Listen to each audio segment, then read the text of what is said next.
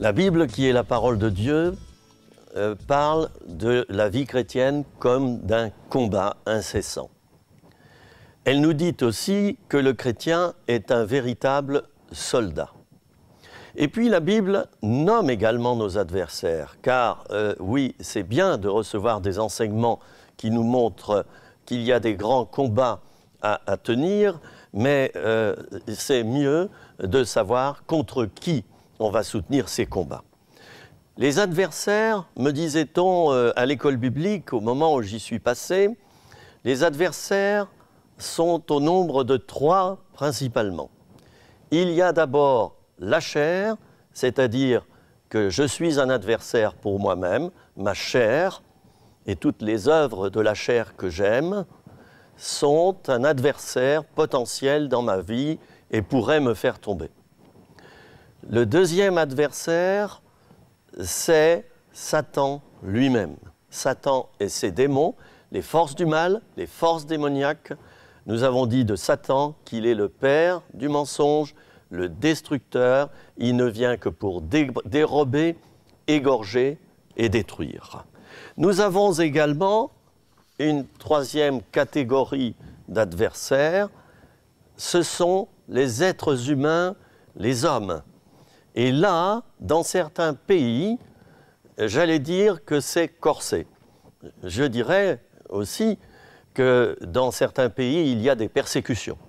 La foi chrétienne n'est pas du tout acceptée. Elle représente un danger pour la nation. On se demande bien pourquoi. Certainement que ses ennemis surestiment d'ailleurs la foi chrétienne, ce qui, en quelque sorte, est une louange à Dieu.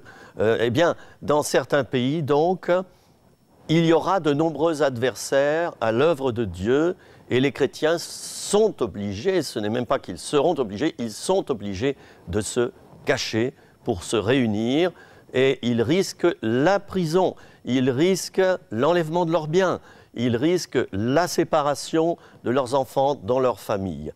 3 catégories d'adversaires, il y a donc la chair, il y a le diable et il y a également les êtres humains.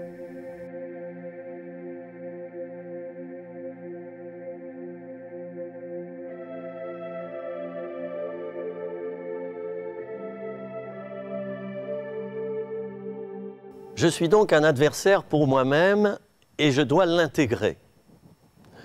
Et c'est bien normal. Je suis pauvre, faible, certes j'ai des grandes qualités, mais j'ai aussi des défauts qui me tirent vers le bas et qui ont tendance à prendre le dessus lorsque j'avance avec Dieu. La chair, c'est-à-dire la partie de nous-mêmes qui ne veut pas se soumettre à Dieu, cette chair, eh bien, Paul en parlera aux Galates, au chapitre 5, ce sont les versets 19 à 21, je ne vais pas lire les textes ici, mais je vais les détailler. L'apôtre Paul dit que les œuvres de la chair, c'est-à-dire mes œuvres, les vôtres, les nôtres, ce sont principalement et premièrement les péchés sexuels. Je cite donc cette énumération dans l'ordre où elle est. Les péchés sexuels, l'impudicité, l'impureté et la dissolution. Nous savons tous ce que c'est qu'une vie dissolue. C'est quand on a des partenaires sexuels multiples et qu'on commet des choses immorales, l'échangisme, etc., à tout bout de champ. Les péchés sexuels. Il y a, deuxièmement, les pratiques païennes, l'idolâtrie et la magie. Et de nos jours, ça existe encore toujours bien. Troisièmement, l'apôtre Paul énumère ici les péchés de violence et de division. Les inimitiés, les querelles, les jalousies, les animosités, les disputes, les divisions, les sectes et les envies. Alors, de nos jours, on retrouve bien ces mêmes péchés dans certains groupes chrétiens, dans certaines églises qui sont composées d'êtres humains, après tout. Eh bien, il y a des divisions, des tensions, il y a des partis pris, il y a des clans, et on se combat quelquefois mutuellement dans l'église locale, ce qui est dommage. Enfin, il y a les péchés de laisser aller, dira Paul. L'ivrognerie, donc le fait de trop boire, et les excès de table. Alors, un homme averti en vaut deux, et l'apôtre Paul, en dressant cette liste, nous met en garde que nous ne faisions pas de ces péchés une vitrine, une façade par rapport à notre vie chrétienne. L'enseignement de Paul est clair, ceux qui sont à Jésus-Christ ont crucifié la chair avec ses passions et ses désirs. Si nous vivons par l'Esprit, dira Paul aux Galates, marchons aussi par l'Esprit.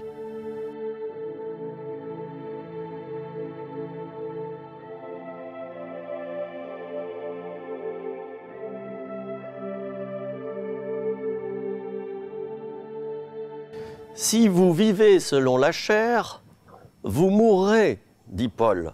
Mais si par l'Esprit, vous faites mourir les actions du corps, vous vivrez. C'est un avertissement. C'est un avertissement. Et puis, Paul renchérit, donc toujours en parlant aux Galates, marchez selon l'Esprit, et vous n'accomplirez pas les désirs de la chair. Car la chair a des désirs contraires à ceux de l'Esprit. Et l'Esprit en a de contraires à ceux de la chair. Ils sont opposés entre eux, afin que vous ne fassiez pas ce que vous voudriez. Ces versets 16 et 17 du 5e chapitre de l'Épître aux Galates sont fondamentaux pour notre vie chrétienne. L'apôtre Paul nous dit ici que la chair a des désirs contraires à ceux de l'Esprit. Ils sont opposés entre eux. Autrement dit, par ici, de ce côté-là, il y a la chair et de l'autre côté, complètement à l'opposé, il y a l'Esprit. Ils sont opposés entre eux. Ils ne sont pas simplement différents dans le sens qu'ils prendraient une direction qui ne serait pas opposée, mais une différence de quelques mètres entre eux. C'est-à-dire que nous avons un choix à faire, soit marcher par l'Esprit, soit marcher par la chair. Si nous marchons par l'Esprit, la conséquence, c'est que nous nous éloignerons des envies de la chair. Et si nous marchons par la chair, ne nous étonnons pas que la marche par l'Esprit soit de plus en plus difficile, puisque la distance que nous effectuerons en direction des œuvres de la chair va nous éloigner d'autant plus des œuvres de l'Esprit. Intéressant ce renseignement qui nous affirme que les désirs de la chair et les désirs de l'Esprit sont complètement opposés entre eux. Autrement dit, voici la recette. C'est comme une recette de cuisine. Ne passons pas notre temps à nous empêcher d'obéir à la chair, mais fixons plutôt nos regards et nos efforts sur le fait d'obéir à l'Esprit. Je regarde à Jésus-Christ dans ma vie quotidienne, j'obéis à l'Esprit de Dieu, je marche par l'Esprit et je suis donc protégé du fait de marcher par la chair, car je ne peux pas faire les deux en même temps, dit l'apôtre Paul.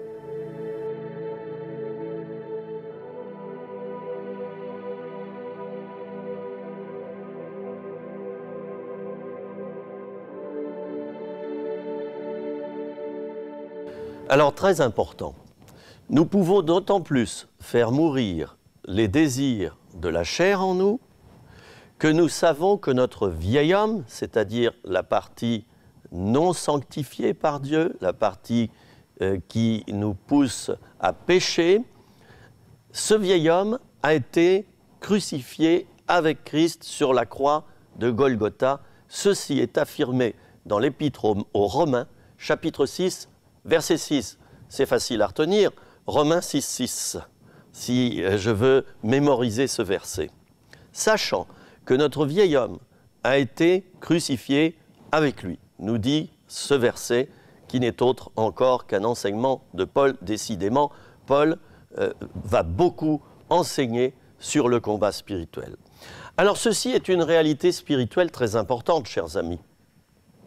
Je n'ai pas à crucifier mon vieil homme, comme je le disais il y a quelques minutes, je n'ai pas à me fixer sur mon vieil homme pour l'empêcher de pécher et l'empêcher d'obéir à ses convoitises, mais je dois croire par la foi qu'à la croix de Golgotha, Jésus non seulement s'est fait crucifier lui-même, a été crucifié, mais il a crucifié également cette vieille nature pécheresse qui est en moi. Il l'a condamnée définitivement en montant sur la croix. Là encore, ce renseignement est très très important. Je n'ai pas à remporter une victoire contre ma chair. Cette chair a déjà été crucifiée à la croix. Elle a été condamnée, elle a été clouée. Et je l'ai dit déjà, mes efforts doivent se concentrer sur l'obéissance à Jésus-Christ. Mes efforts doivent se concentrer sur sa personne, ayant les regards sur Jésus-Christ, nous dira également un enseignement de la parole, le chef et le consommateur de la foi. Alors voilà une clé très importante, chers amis. Ne passez pas votre temps dans le légalisme, le perfectionnisme. Ne passez pas votre temps à faire reluire votre chair pour qu'elle paraisse belle. Passez votre temps à prier, à regarder à l'Éternel, à marcher par l'Esprit. Vous vous apercevrez bien vite qu'en même temps, vous ne pouvez pas, comme le dit l'expression, être au four et au moulin. En même temps, vous ne pourrez pas tomber dans les œuvres de la chair si vous marchez par l'Esprit et que vous êtes préoccupé par Jésus-Christ lui-même.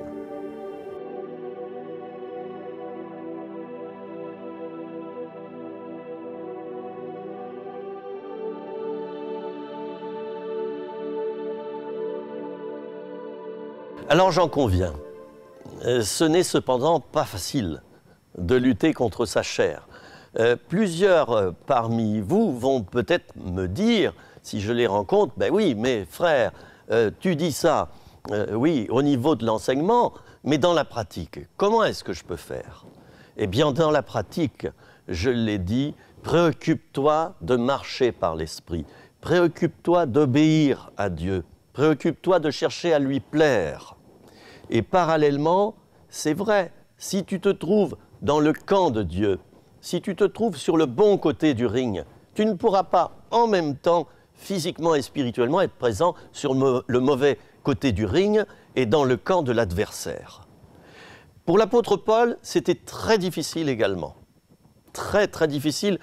Et voyez-vous, l'apôtre Paul est vrai, il ne porte pas de masque, parce qu'il s'exprime dans toujours l'Épître aux Romains, au chapitre 7 et au verset 19 et 21, il dit ceci: « Car je ne fais pas le bien que je veux, et je fais le mal que je ne veux pas. Quand je veux faire le bien, le mal est attaché à moi. » Pas évident, nous dit l'apôtre Paul. Malgré qu'on marche par l'Esprit, malgré qu'on obéit à Dieu, il y a quelque chose qui nous colle à la peau. C'est quoi? Eh bien, c'est ce désir justement de vouloir profiter égoïstement du plaisir au passage. C'est ce plaisir du péché qui est là pour nous tenter constamment, qui est là pour nous séduire comme un mirage. Nous savons très bien qu'un mirage n'existe pas. Il est lié à différents faisceaux de lumière qui se croisent et qui nous projettent au travers de cette lumière une image qui est beaucoup plus loin. Alors, c'est vrai, ce n'est pas facile de laisser sa chair crucifiée à la croix. Certains d'entre nous ont tendance à arracher les clous et à redonner une seconde vie à la chair. Cela nous pend au nez à chacun d'entre nous. C'est un danger.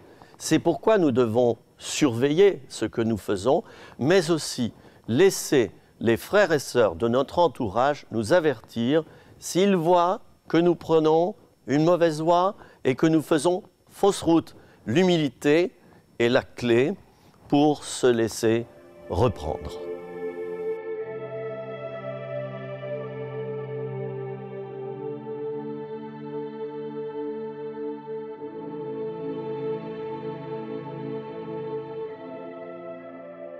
L'apôtre Paul savait transformer les défaites de sa chair, car il en avait, comme chacun de nous, il savait les transformer en victoire, parce qu'il nous affirme ceci dans la deuxième épître aux Corinthiens, chapitre 12, verset 10, « Quand je suis faible, c'est alors que je suis fort. » Vous allez me dire, mais c'est à n'y rien comprendre. Mais si, on peut comprendre. La faiblesse de l'apôtre Paul, dans les combats qu'il menait contre sa propre chair, en obéissant à Dieu et en marchant par l'Esprit, cette faiblesse était devenue un véritable tremplin qui lui faisait d'ailleurs affirmer « je me glorifierai de mes faiblesses ». Il l'affirmait et il l'a écrit dans ses enseignements. Un tremplin, qu'est-ce que c'est? Un tremplin, c'est une simple planche en bois sur laquelle on peut rebondir. Elle a cette capacité de rebondir lorsqu'on appuie dessus. Et elle peut donc nous faire faire des bonds de plus en plus haut. Et une balle subit le même sort lorsque nous la frappons avec force sur le sol. Plus nous la frappons fort sur le sol, plus elle a cette capacité de monter haut. L'apôtre Paul ne déprimait pas au sujet des faiblesses de sa chair et des péchés qu'il commettait malgré sa foi et malgré l'excellence de sa sanctification. L'apôtre Paul ne déprimait pas, il savait que tout chrétien passe par là, que le chrétien est confronté à son imperfection et que cette imperfection peut se transformer en victoire dans la mesure où on ne s'y attarde pas et dans la mesure où on dépasse cette imperfection pour en faire un instrument afin de toucher les autres. Car, réfléchissons, comment puis-je toucher mes frères qui sont autour de moi? Comment puis-je toucher leur cœur? Comment pouvez-vous toucher le cœur de ceux qui sont dans votre entourage? Eh bien, en apparaissant tel que vous êtes devant eux, et en fuyant la fausse sanctification, l'hypocrisie, le fait de porter un masque et de dire « tout va bien dans ma vie, oui je vais bien, bonjour, ça va ». Il y a des jours où ça ne va pas, il y a des jours où nous tombons, il y a des jours où rien ne va. Le sang de Jésus-Christ, dira l'apôtre Jean, le sang de Jésus-Christ nous purifie de tout péché.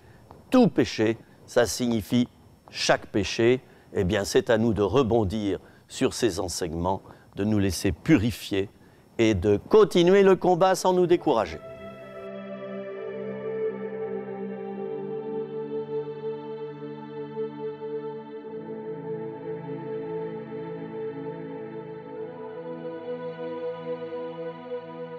Notre premier ennemi, nous l'avons vu, n'est pas d'abord le diable, mais nous-mêmes, face à nous-mêmes, d'où l'importance de bien se connaître, de connaître ses défauts et ses qualités et les failles que notre armure pourrait avoir afin de mieux discipliner notre vie.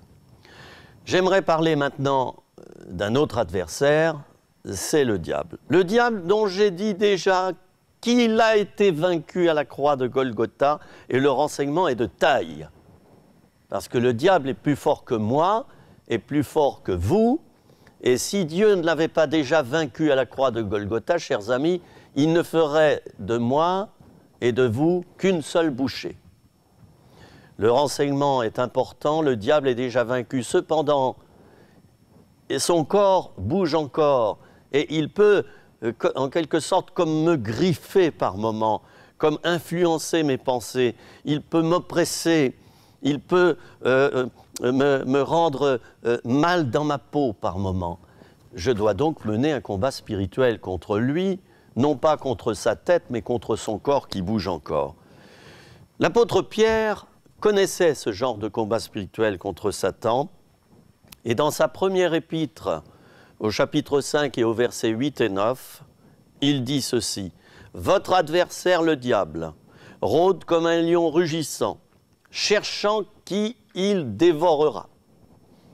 Résistez-lui avec une foi ferme, sachant que les mêmes souffrances sont imposées à vos frères dans le monde. » Et puis Jacques, l'apôtre Jacques, nous dit quelque chose de complémentaire. « Soumettez-vous donc à Dieu, résistez au diable, et il fuira loin de vous. » Paul, dans son épître aux Éphésiens, dira ceci: « Ne donnez pas accès au diable. » Alors, chers amis, celui qui ne croit pas que le diable existe ne cherchera pas à remporter une victoire contre lui. Le diable existe, c'est une certitude. De même que Dieu existe, son contraire existe. Et les textes en parlent. Mais non seulement les textes en parlent, mais l'expérience de tout chrétien, c'est de faire un jour ce face-à-face brutal et violent devant le diable. Si vous ne l'avez pas encore rencontré, si vous n'avez pas subi ces attaques, rassurez-vous, ça arrivera automatiquement si toutefois vous faites vœu d'obéissance à Dieu.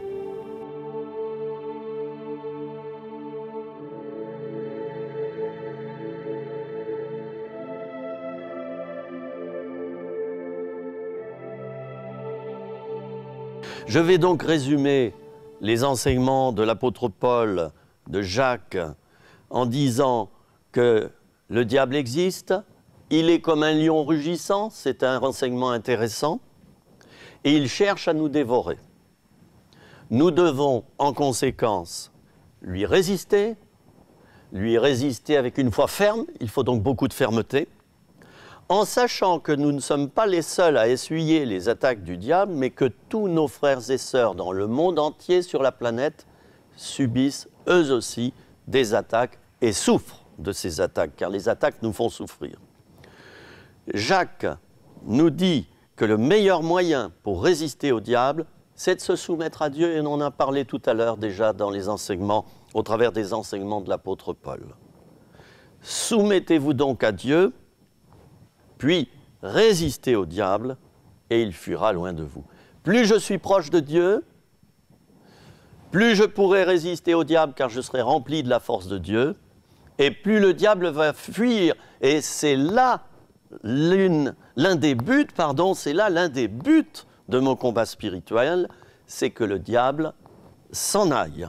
Le Fils de Dieu, dira l'apôtre Jean, a paru afin de détruire les œuvres du diable. Première épître de Jean, chapitre 3, verset 8.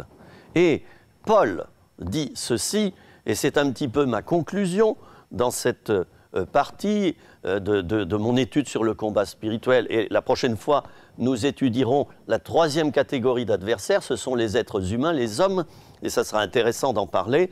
Alors Paul nous dit, il a dépouillé, donc Jésus a dépouillé les dominations et les autorités et les a livrées publiquement en spectacle en triomphant d'elles par la croix.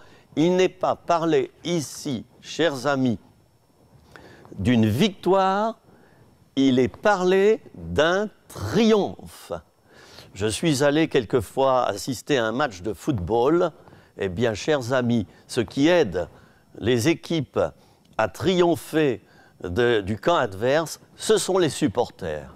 Eh bien, moi, je ne vous cache pas que je suis un supporter de Dieu et que j'ai envie maintenant de crier parce que Dieu a remporté déjà la victoire et même davantage.